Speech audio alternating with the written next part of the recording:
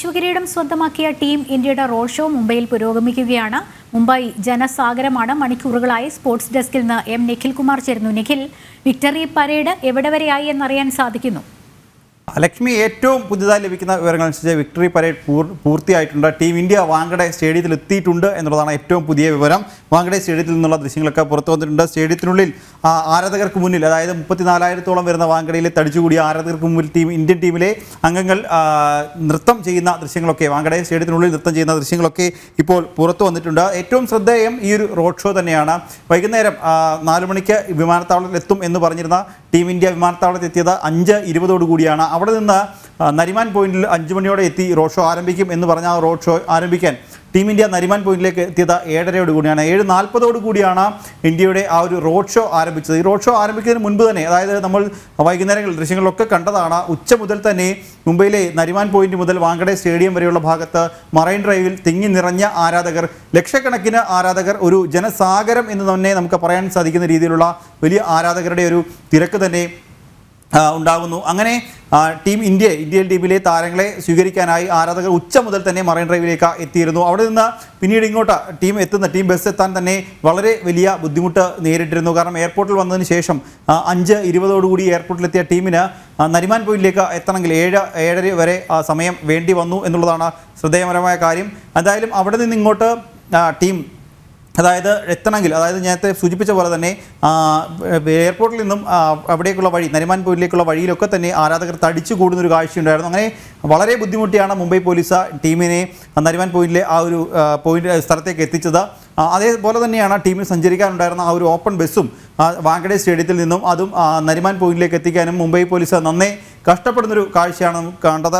ഒരു ഘട്ടത്തിൽ മുംബൈ പോലീസിന് തന്നെ ഔദ്യോഗികമായി തങ്ങളുടെ സാമൂഹ്യ മാധ്യമങ്ങളിലൂടെ ഒക്കെ തന്നെ പറയേണ്ടി വന്നു, ഇനി ഇത് കാണാൻ, അതായത് ഈ മറൈൻ ഡ്രൈവ് ഭാഗത്തേക്ക് കാണികൾ, ആരാധകർ എത്തരുത് എന്ന തരത്തിൽ മുംബൈ പോലീസിന് തന്നെ പ്രതികരണം, അതായത് സാമൂഹ്യ മാധ്യമങ്ങളിൽ നിർദ്ദേശം നൽകേണ്ടി വന്നു മുംബൈ പോലീസിന്. അത്രത്തോളം വലിയൊരു ജനസാഗരം മറൈൻ ഡ്രൈവിൽ ഉൾക്കൊള്ളാൻ കഴിയുന്നതിനേക്കാൾ കൂടുതൽ ആളുകൾ ഇന്ത്യൻ ടീമിനെ കാണാൻ, തങ്ങളുടെ ഇഷ്ടതാരങ്ങളെ കാണാൻ, അവർക്ക് വേണ്ടി ആഘോഷിക്കാൻ അവിടെ എത്തിയിരുന്നു. നമ്മൾ ആ ഒരു വാഹനങ്ങളൊക്കെ കാണുന്നത് തന്നെ, അതായത് ദൃശ്യങ്ങൾ കാണുന്ന പോലെ തന്നെ വിരാട് കോഹ്ലിയും രോഹിത് ശർമ്മയും ചേർന്ന് ആരാധകർക്ക് മുന്നിൽ അവർ നൃത്തം ചെയ്തും കപ്പ് ഉയർത്തിയും ഒക്കെ ആഘോഷിക്കുകയായിരുന്നു. ഇന്ത്യയിലെ ഓരോ താരങ്ങളും, 15-അംഗ സ്ക്വാഡിലുള്ള താരങ്ങൾ, പരിശീലകൻ രാഹുൽ ദ്രാവിഡ് അടക്കമുള്ള സപ്പോർട്ടിംഗ് സ്റ്റാഫുകൾ, ഇവരൊക്കെ നൃത്തം ചെയ്തും ആരാധകർ കൈവീശി കാണിച്ചുമൊക്കെ. ഇതിനിടയിൽ വളരെ കൗതുകമുണർത്തുന്ന ചില ദൃശ്യങ്ങളും നമുക്ക് കാണാൻ സാധിച്ചു. അതായത് ഇവരെ കാണുന്നതിന് വേണ്ടി സമീപത്തുള്ള മരത്തിൻ്റെ മുകളിലടക്കം ആളുകൾ കയറി ഇരിക്കുന്ന ഒരു കാഴ്ച, തങ്ങളുടെ ഇഷ്ടപ്പെട്ട താരങ്ങളെ അടുത്ത് കാണാൻ, അതായത് വാഹനം കടന്നു പോകുന്ന റോഡരികിലുള്ള മരങ്ങളിലൊക്കെ ആരാധകർ കയറിയിരിക്കുന്ന ഒരു കാഴ്ച. എന്തായാലും അങ്ങനെ ആരാധകരെ ആവേശത്തിൻ്റെ പരമാവധി തിരയിൽ തന്നെ, ആരാധകരുടെ ആ ഒരു തിരയിൽ തന്നെ ആ വാഹനം നീങ്ങിയത് വളരെ സ്ലോ ആയി തന്നെ വാഹനം നീങ്ങി ആരാധകർക്കിടയിലൂടെ ഒഴുകി നീങ്ങി എന്ന് പറയാൻ സാധിക്കും. അങ്ങനെ ആ ആരാധകർക്കിടയിലൂടെ വാഹനം എന്തായാലും സ്റ്റേഡിയത്തിൽ എത്തിയിട്ടുണ്ട്. അവിടെ ഈ ധോലിനനുസരിച്ച് നൃത്തം ചെയ്യും. നമ്മൾ ദില്ലിയിലൊക്കെ ബാങ്കറ താളത്തിനൊപ്പമായിരുന്നു നൃത്തം കണ്ടതെങ്കിൽ നമ്മുടെ പ്ലെയേഴ്സ് ധോലിനൊപ്പം നൃത്തം ചെയ്യുന്ന ആ ഒരു വിക്ടറി പരേഡിന് ശേഷം വാങ്കഡെ സ്റ്റേഡിയത്തിൽ ആ ഒരു ദൃശ്യങ്ങളൊക്കെ വരുന്നുണ്ട് ഇപ്പോൾ. തീർച്ചയായും ലക്ഷ്മി, അത് സ്റ്റേഡിയത്തിനുള്ളിൽ നിന്നുള്ള ദൃശ്യങ്ങളാണ്. നമുക്ക് കാണിക്കുന്നതിന് അതിന് പരിമിതിയുണ്ട്. കാരണം അതിൻ്റെ സ്റ്റാർ സ്പോർട്സിലാണ് ആ ഒരു മത്സരം, അല്ലെങ്കിൽ ആ ഒരു പരിപാടി തത്സമയം കാണിക്കുന്നത്. അതുകൊണ്ട് തന്നെ നമുക്കത് കാണിക്കുന്നതിന്, സ്റ്റേഡിയത്തിനുള്ളിലെ ദൃശ്യങ്ങൾ കാണിക്കുന്നതിന് പരിമിതിയുണ്ട്. എന്തായാലും സ്റ്റേഡിയത്തിനുള്ളിൽ വളരെ വലിയ ആഘോഷം തന്നെയാണ് നടക്കുന്നത്.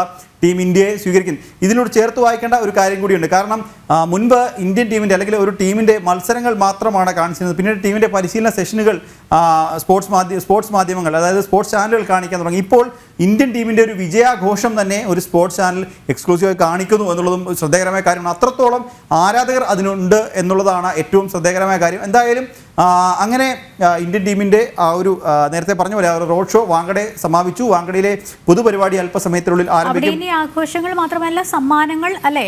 അതെ, ഇനി വാങ്കഡയിൽ ഒരു പൊതുപരിപാടി നടക്കാനുണ്ട്. 7 മണിക്ക് ക്രമീകരിച്ച പരിപാടി നമ്മൾ വൈകുന്നേരം പറഞ്ഞിരുന്നു. അത് 9 മണി 10 മണിയോടുകൂടി മാത്രമേ ആ പരിപാടി ആരംഭിക്കാൻ സാധ്യതയുള്ളൂ എന്ന് നമ്മൾ പറഞ്ഞിരുന്നു. എന്തായാലും 7 മണിക്ക് 7 മുതൽ 7:30 വരെയാണ് ആ പരിപാടി ക്രമീകരിച്ചിരുന്നത്. അതിപ്പോൾ 9 മണി കഴിഞ്ഞിട്ടുണ്ട്. അല്പസമയത്തിനുള്ളിൽ ആ പരിപാടി ആരംഭിക്കും എന്നാണ് നമുക്ക് അറിയാൻ കഴിയുന്നത്. ചെയ്യുന്നത്. ഈ ഒരു പരിപാടിയിലാണ് BCCI ഇന്ത്യൻ താരങ്ങൾക്ക് 125 കോടി രൂപ പാരിതോഷികം പ്രഖ്യാപിച്ചിരുന്നു. ആ പാരിതോഷികത്തിൻ്റെ വിതരണവും ഈ ഒരു ചടങ്ങിലായിരിക്കും നടക്കുക. ഒപ്പം തന്നെ മറ്റെന്ത് സർപ്രൈസ്, ലക്ഷ്മി നേരത്തെ ചോദിച്ച പോലെ മറ്റെന്ത് സർപ്രൈസുകളാണ് ഈ ടീം ഇന്ത്യക്ക് വേണ്ടി BCCI കാത്തു വച്ചിരിക്കുന്നത് നമുക്കറിയില്ല. BCCI നേരത്തെ തന്നെ പറഞ്ഞിരുന്നു, ഇതുവരെ ഒരു ടീമിന് കിട്ടിയതിൽ വെച്ച് ഏറ്റവും വലിയ സ്വീകരണം തന്നെ ഇന്ത്യൻ ടീമിന് ഇന്ത്യയിൽ നൽകും എന്ന് BCCI അറിയിച്ചിരുന്നു. എന്നാൽ അക്ഷരാർത്ഥത്തിൽ ഇപ്പോൾ ഇതുവരെയുള്ള കാഴ്ചകളാണെങ്കിൽ BCCI പ്ലാൻ ചെയ്തതിലും 1-2 പടി മുകളിൽ നിൽക്കുന്ന ആഘോഷങ്ങൾ തന്നെയാണ് ഇന്ത്യയിൽ നടക്കുന്നത്.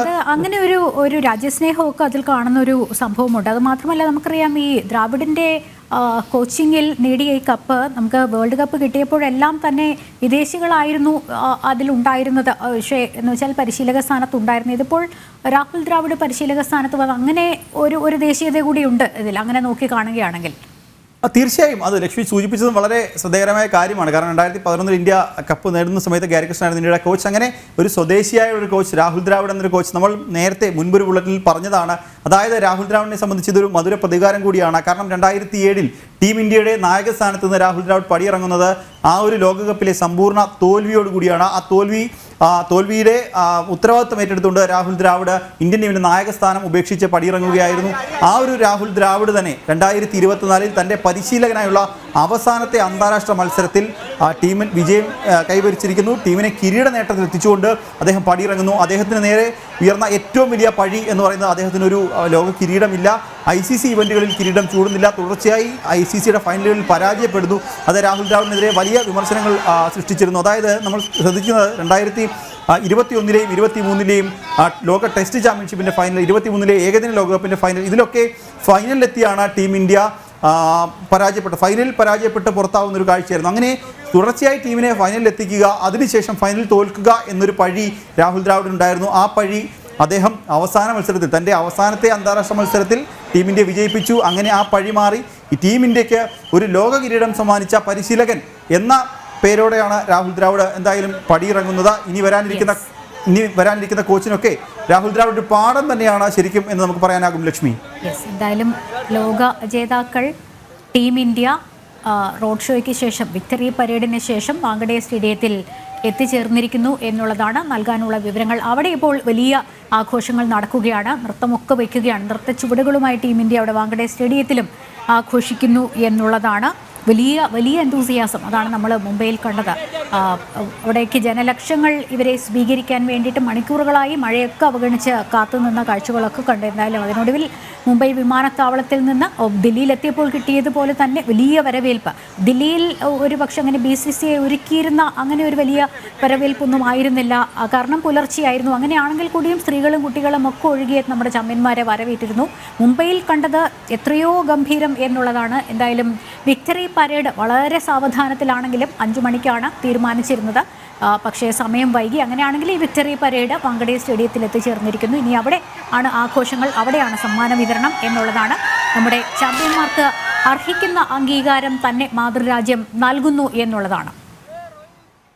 ലക്ഷ്മി, ഏറ്റവും ഒടുവിലായി ഏറ്റവും പുതുതായി നമുക്ക് പറയാൻ കഴിയുന്ന ഒരു കാര്യം, അതായത് രോഹിത് ശർമ്മ വാങ്കഡയിലെ പൊതുപരിപാടിയിൽ പറഞ്ഞൊരു കാര്യമാണ്. അതായത് ഈ ട്രോഫി രാജ്യത്തിന് വേണ്ടി സമർപ്പിക്കുന്നു എന്നാണ് രോഹിത് ശർമ്മ ഇപ്പോൾ വാങ്കഡയിലെ പൊതുപരിപാടിയിൽ പറഞ്ഞിരിക്കുന്നത്.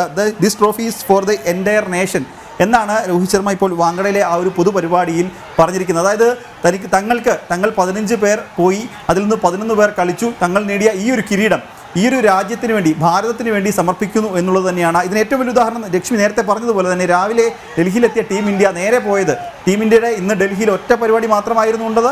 അത് പ്രധാനമന്ത്രി നരേന്ദ്രമോദിയെ കാണുകയായിരുന്നു. അദ്ദേഹത്തിനെ കണ്ടു. അദ്ദേഹത്തിൻ്റെ കയ്യിൽ ഇന്ത്യക്ക് നേടിയ ആ കിരീടം അദ്ദേഹത്തിൻ്റെ നേരെ മുമ്പിൽ എത്തിച്ചു.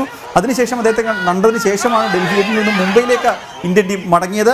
മുംബൈയിലെത്തിയതിനു ശേഷമുള്ള പൊതുപരിപാടിയിൽ തന്നെ ഇന്ത്യൻ നായകൻ, ഇന്ത്യയെ നയിച്ച് കിരീടത്തിലെത്തിച്ച ആ നായകൻ പറയുന്നു, ഈ ഒരു ട്രോഫി ഭാരതത്തിലെ മുഴുവൻ ജനങ്ങൾക്ക് വേണ്ടി സമർപ്പിക്കുന്നു എന്നുള്ളതാണ്. അവിടെയാണ് ആ ദേശസ്നേഹം നമുക്ക് കാണാൻ സാധിക്കുന്നത്. നിഖിൽ, എന്തായാലും വലിയ സന്തോഷം രാജ്യമൊട്ടാകെ. നിഖിലാണ് വിവരങ്ങൾ നൽകിക്കൊണ്ടിരുന്നത് സ്പോർട്സ് ഡെസ്കിൽ നിന്ന്.